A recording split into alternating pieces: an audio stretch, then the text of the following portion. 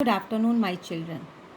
आज हम स्पर्श का गद्य भाग पढ़ेंगे और गद्य भाग में से हम कहानी बड़े भाई साहब जिसे प्रेमचंद ने लिखी है उसे हम पढ़ेंगे और समझेंगे। बड़े भाई साहब कहानी को प्रेमचंद ने लिखा। प्रेमचंद हिंदी साहित्य के कहानीकारों और उपन्यासकारों में सबसे ऊपर स्थान आता है। इन्होंने अपने हिंदी कहानी और उपन्यास को एक नई दिशा और गति प्रदान की है। इन्होंने समाज को एक नई दिशा दिखाई है कि बड़े होने का कर्तव्य क्या है और उसे कैसे निभाया जा सकता है। आज हम बड़े भाई साहब कहानी को पढ़कर समझेंगे और ये जानेंगे कि हमारा बड़े होने का कर्तव्य क्या है और हम उसे कैसे निभा सकते हैं। बड़े भाई साहब कहानी को प्रेमचंद ने लिखा है। ये कहानी हमें जीवन के कई आयामों को एक साथ छूती है। अब आप पूछ सकते हैं कि आयाम क्या है। आयाम होता है सीढ़ी, अर्थात सीढ़ी पर हम कदम रखते हैं और एक स्टेप, फिर दूसरा स्टेप, फिर तीसरा स्टेप। इसी तरह ये कहानी कई स्टेप्स को बताती है, कई आयामों को बताती है। पहला स्टेप इस कहानी के अंदर ये है कि पढ़ाई और खेल कूद साथ साथ चल सकते हैं। अब इतना काम मिलने के बाद आप कहेंगे कि मैम खेले कूदे कैसे, सारा दिन तो पढ़ाई करनी पड़ती है।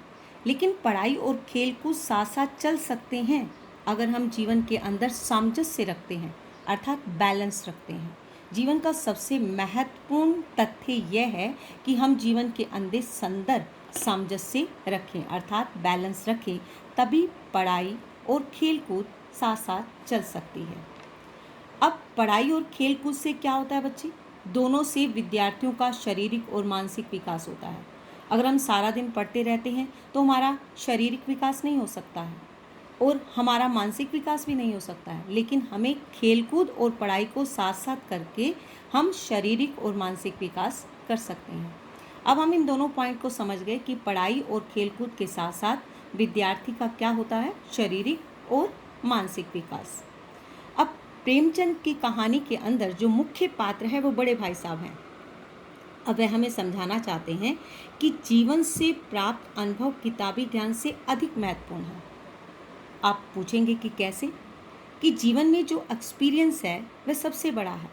अब हम मम्मा को कई बार में कह देते हैं आपको फ़ोन चलाना नहीं आता, आपको ये बात समझ में नहीं आती, लेकिन उनका एक्सपीरियंस जीवन के अंदर बहुत बड़ा है, जो हमें बहुत महत्वपूर्ण बातें बताता है, जो हमारे जीवन के अंदर बहुत ज़रूरी होती हैं, जो हमारे फ्यूचर में काम आती हैं। ये बात हमें समझनी होगी। फिर इसमें प्रेमचंद कहते हैं कि रटन प्रणाली को हमें खंडन करना है, अर्थात रट्टा नहीं लगाना है। रट्टा मारकर हम 90% मार्क्स तो ज़रूर ले सकते हैं, लेकिन ये बात सच है कि हम जीवन में तभी सफल होते हैं जब हम रटन प्रणाली का खंडन करते हैं, जब हम रट्टा नहीं मारते हैं। रटन प्रणाली अर्थात रट्टा मारना।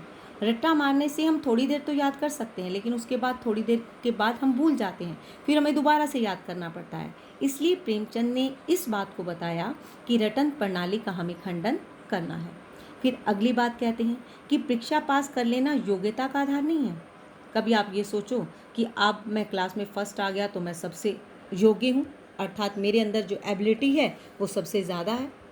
लेकिन योग्यता का आधार परीक्षा पास कर लेना नहीं है, अर्थात जीवन में अनुभव प्राप्त करने से ही योग्यता आती है, जो हमारे बड़ों के पास है, जो हमें सीखनी है।